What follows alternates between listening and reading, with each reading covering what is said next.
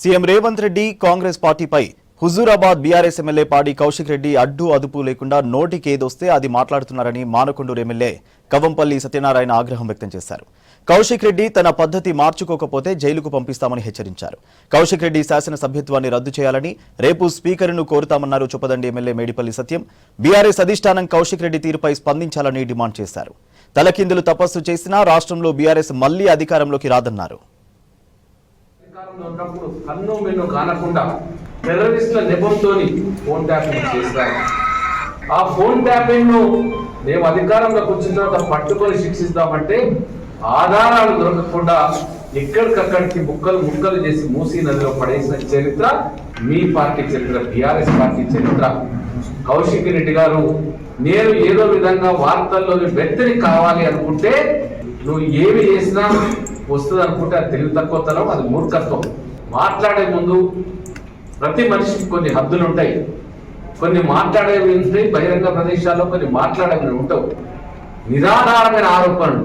మరీ పచ్చిగా చెప్పాలంటే ఫోన్ ట్యాపింగ్ చేసింది మీరు. అంటే మతి దొబ్బింది అనుకుంటున్నాడు.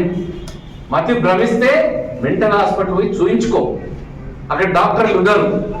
లేకపోతే ఏం లేదు, వట్టిగా ప్రచారం కావాలని నాకు అనుకుంటే మతి దొప్పిందని రేపు పొద్దున నిన్ను ఎర్రగడ్డలోని మెంటల్ హాస్పిటల్లో పడేయడానికి సిద్ధంగా ఉన్నాం. లేదు నేను ఇట్లనే చేస్తా అంటే మొన్న ఆంధ్రాలో ఒక వ్యక్తిని పడేసినాం, మనం జైలుకు పంపించినాం.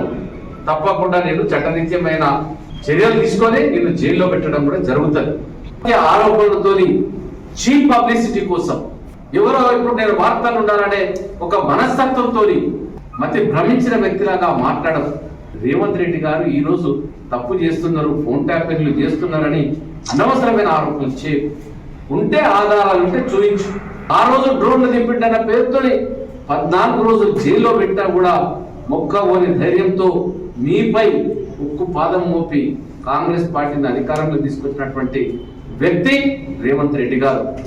ఆ క్యారెక్టర్ కూడా నిక్కచ్చితంగా బంగారం లాగా, మేలిమి బంగారమైన క్యారెక్టర్, నీ లుచ్చ క్యారెక్టర్ కాదు. ఇలా చాలా మంది మనోభావాల విరుద్ధంగా కౌశిక్ రెడ్డి వ్యాఖ్యలు ఉన్నాయి. కౌశిక్ రెడ్డి కేటీఆర్ కారుకు నడుపుతూ ఆయనలాగా ప్రవర్తిద్దాం అనుకుంటాడు, కానీ ఇక్కడ ఎవరు కూడా సహించడానికి సిద్ధంగా లేరు.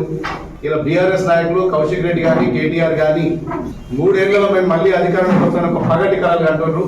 మీరు తల కింద తపస్సులు చేసిన 3 సంవత్సరాలు కాదు కదా, 3 దశాబ్దాలైనా బీఆర్ఎస్ పార్టీకి తెలంగాణ రాష్ట్రంలో చోటు లేదు. బీఆర్ఎస్ కు మున్నడి జరిగినవే చివరి ఎన్నికలు, పార్లమెంట్ ఎన్నికలే చివరి ఎన్నికలు. పగటి కళలు అంటున్నారు. ఇట్లాంటి పిచ్చి పిచ్చి ప్రేలాపనలు, నిరాధార ఆరోపణలు, నిబద్ధత లేని ఆరోపణలు చేస్తే ఊరుకోవడానికి తెలంగాణ ప్రజలు సిద్ధంగా లేరు. పిచ్చి పిచ్చి ప్రేలాపనలు బారకపోతే బట్టలు కూడా తీసుకొట్టాల్సిన అవసరం వస్తుంది. ఇప్పటికైనా ముగ్గు నాలుగు రాసి క్షమాపణ చెప్పవలసిందిగా మేము డిమాండ్ చేస్తున్నాం. రేపు శాసనసభ స్పీకర్ గారు కూడా మేము ఫిర్యాదు చేస్తాం. తక్షణమేనే శాసనసభ్యులను రద్దు చేయాలి. ఇలా సిపి గారు కూడా మేము ఫిర్యాదు, మేము క్రిమినల్ కేసు కూడా బుక్ చేయాల్సి ఉంటుంది. ఒకవేళ స్పీకర్ గారు స్పందించకుంటే అసెంబ్లీ ఎదుట